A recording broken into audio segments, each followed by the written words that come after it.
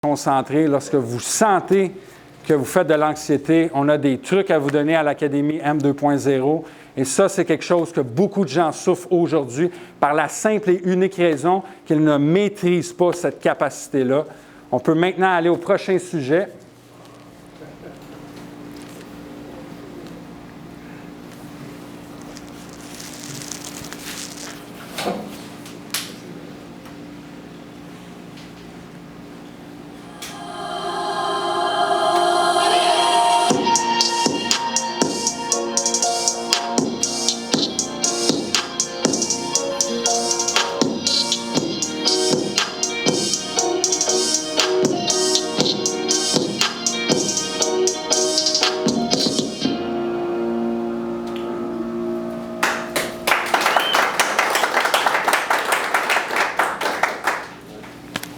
Vérité, c'est un symbole qui veut représenter l'authenticité. Il est important vraiment d'être soi-même.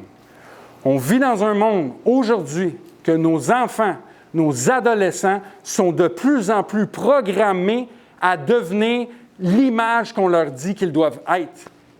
Et malheureusement, grâce à cette programmation artificielle, il y en a beaucoup qui souffrent d'un mensonge intérieur, de ne pas affirmer qui ils sont, de ne pas se libérer des chaînes de l'approbation des autres.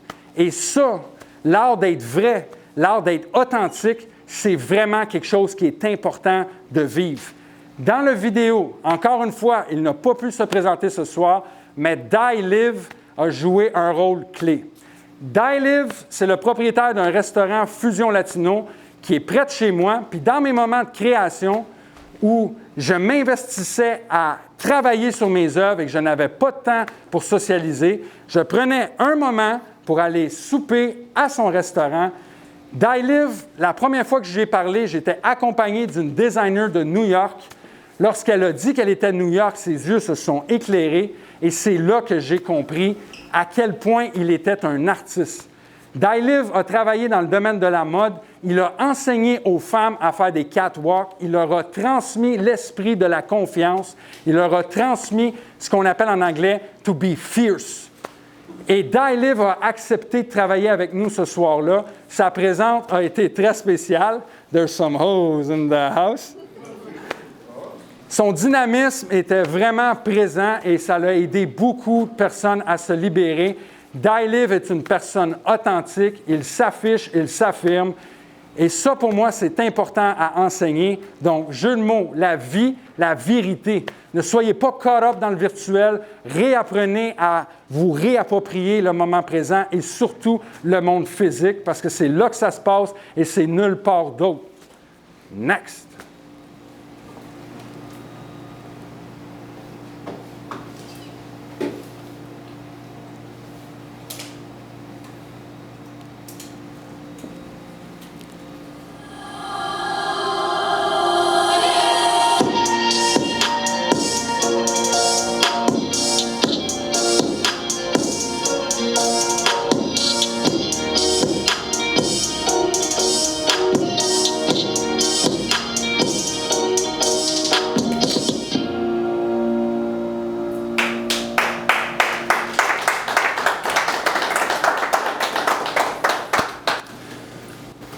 Cette œuvre met en lumière la sentimentalité.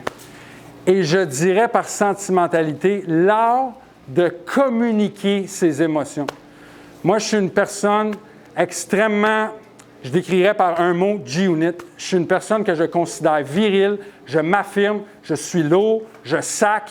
Mais quand vient le temps d'être romantique, je sais comment exprimer mes émotions, je sais comment les mettre en lumière, je sais comment les mettre belles. Et pour moi, écrire est un moyen efficace de transmettre ma pensée et de transmettre mes émotions à celles qui veulent le recevoir.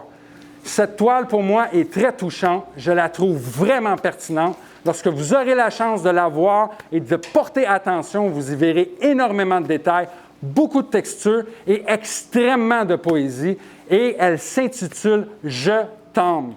Parce que dire « je t'aime », c'est livrer à l'autre la pensée le plus profond qui est notre âme. C'est d'admettre et avouer qu'à ce moment présent, on serait prêt à faire beaucoup pour la personne à laquelle on le dit. Encore une fois, il était une fois l'amour. C'est une histoire de volonté, c'est une histoire d'intention positive et c'est une histoire où j'ai appris à dire « je t'aime ».